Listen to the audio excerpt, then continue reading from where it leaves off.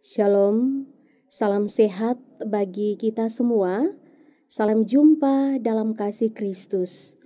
Kita kembali berjumpa dalam program Suara Kebenaran Gemit Klasis Kota Kupang Timur. Kita akan mulai dan kita akan awalinya dengan doa untuk kita akan membaca serta kita akan mendengarkan kebenaran firman Tuhan. Karena itu, mari kita berdoa. Bapa kami yang bertahta di kerajaan surga, di kesempatan kali ini kami bersyukur atas hari baik serta atas kesehatan yang boleh kami peroleh. Kalau kami bisa hadir di sini untuk mendengarkan sebagian dari firman-Mu, itu adalah kehendak-Mu ya Tuhan. Karena itu kami mohon kepadamu ya Bapa, bantulah diri kami dalam memahami apa yang Engkau kehendaki dan Engkau rencanakan dalam diri kami melalui firman yang akan kami baca dan perdengarkan. Hingga firman itu bisa menjadi pedoman bagi diri kami, sehingga kami bisa melihat dengan cara-Mu, dan semoga kami bisa menjadi perpanjangan tangan-Mu, bisa menjadi ranting-ranting-Mu, dan menebarkan kasih kepada sesama kami. Di dalam nama Putra-Mu Yesus Kristus, kami berdoa dan bersyukur. Amin. Firman Tuhan yang akan membimbing kita pada kesempatan ini terpilih dari kitab Efesus pasal 3 ayat 14 sampai dengan ayatnya yang ke-21. Efesus pasal 3 ayat 14 sampai dengan ayatnya yang ke-21. Di bawah perikop doa Paulus. Itulah sebabnya aku sujud kepada Bapa yang daripadanya semua turunan yang di dalam sorga dan di atas bumi menerima namanya. Aku berdoa supaya Ia menurut kekayaan kemuliaannya menguatkan dan meneguhkan kamu oleh rohnya di dalam batinmu, sehingga oleh imanmu Kristus diam di dalam hatimu dan kamu berakar serta berdasar di dalam kasih. Aku berdoa supaya kamu bersama-sama dengan segala orang kudus dapat memahami betapa lebarnya dan panjangnya dan tingginya dan dalamnya kasih Kristus, dan dapat mengenal kasih itu sekalipun ia melampaui segala pengetahuan. Aku berdoa supaya kamu dipenuhi di dalam seluruh kepenuhan Allah.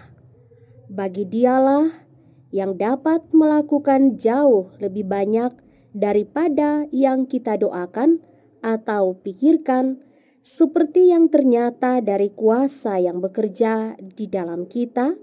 Bagi Dialah kemuliaan di dalam jemaat dan di dalam Kristus Yesus turun-temurun sampai selama-lamanya. Amin.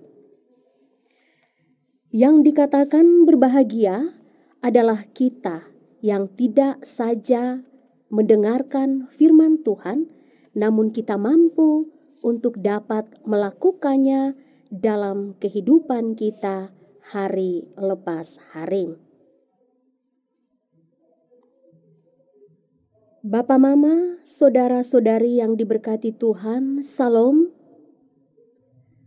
Tema khotbah yang saya ambil untuk kita pada saat ini yaitu doa yang memberi berkat. Doa merupakan kunci hidup iman dari sebuah spiritualitas. Dan doa bukan sekedar ritual, tetapi juga sebagai sebuah relasi yang tidak terlepas dari iman. Dapat kita lihat di tengah zaman yang sibuk, doa tidak lagi menjadi prioritas. Namun di tengah kesibukannya, Rasul Paulus senantiasa berdoa. Bapak, Mama, saudara-saudari yang dikasihi Tuhan, Rasul Paulus berdoa karena ia percaya sepenuhnya kepada kuasa Allah dan menghargai berita Injil yang sangat bernilai itu. Dalam doanya, Rasul Paulus juga memohon supaya Allah senantiasa memelihara setiap warga jemaat Efesus dalam setiap pergumulan yang tengah mereka hadapi. Rasul Paulus berdoa untuk kedua hal, yakni yang pertama, jemaat dikuatkan dan diteguhkan imannya. Dapat kita lihat pada ayatnya yang ke-16. Agar hidup mereka semakin berakar dalam kasih Kristus. Pada ayatnya yang ke-17, tanpa dikuatkan Allah dan berakar dalam Kristus, maka tentunya iman seseorang itu akan runtuh. Yang kedua, jemaat mengerti rencana keselamatan yang telah dirancangkan oleh Allah.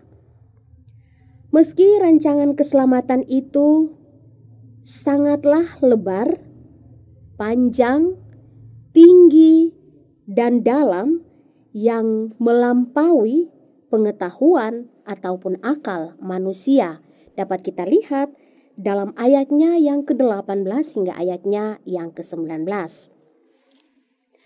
Dalam doanya, Paulus rindu supaya jemaat takjub akan pengenalan ini sehingga hidup mereka semakin indah dan diperkenankan oleh Allah. Kepenuhan Allah boleh memenuhi mereka dengan pengenalan yang benar. Dapat kita baca pada ayatnya yang ke-19. Akhirnya, sebagaimana biasa, doa Paulus, ia menaikkan kemuliaan bagi Allah. Ia adalah seorang rasul yang sangat memahami bahwa hidup Kristus adalah doksologi. Dapat kita lihat di dalam ayatnya yang ke-20 hingga ayatnya yang ke-21. Dan ia percaya bahwa Allah akan melanjutkan karyanya lebih dari yang dapat ia pikirkan. Bapak, Mama, saudara-saudari, dapat kita yakini bahwa doa merupakan kekuatan umat percaya yang dapat menyatukan. Dalam doa ada kuasa yang besar. Karena itu Paulus berdoa. Banyak kebutuhan akan doa dan terlalu banyak hal untuk didoakan. Sehingga kita tidak dapat berkata bahwa kita bingung apa yang harus didoakan. Kita dapat berdoa untuk gereja yang kesulitan dalam izin beribadah, doa untuk peristiwa alam badai siklon tropis Seroja yang melanda daerah-daerah di NTT, berdoa bagi saudara-saudara kita yang saat ini mungkin masih terpapar virus corona. Juga kita dapat berdoa untuk pelayanan pekerjaan Tuhan, para hamba Tuhan, dan juga jemaatnya, pertumbuhan gereja, dan lain sebagainya. Karena yang kita tahu bahwa ketika kita menaikkan doa-doa itu, maka doa-doa itu diperkenankan oleh Tuhan. Kiranya firman-Nya dapat menyertai kita. Amin. Mari kita sama-sama bersafaat kepada Tuhan. Mari kita berdoa. Bapa kami yang di surga, pada saat hari ini kami telah mendengarkan sebagian daripada firman-Mu. Biarlah firman ini dapat tertanam di setiap hati kami, dan firman ini dapat menjadi penolong dalam kami menjalankan kehidupan kami. Berkatilah kami terus ya Tuhan, supaya kami tetap selalu rindu untuk mendengarkan kebenaran firman-Mu. Ungkapan doa dan ucapan syukur kami ini Tuhan tidaklah sempurna, tetapi kami tahu Tuhan akan sempurnakan dan mengerti setiap pergumulan kami. Biarlah doa kami ini ya Allah terjadi sesuai dengan kehendak Tuhan, bukan karena egois kami. Inilah yang menjadi doa dan ucapan syukur yang kami alaskan hanya di dalam nama Yesus, Tuhan dan Juru Selamat kami yang hidup. Kami berdoa. Amin.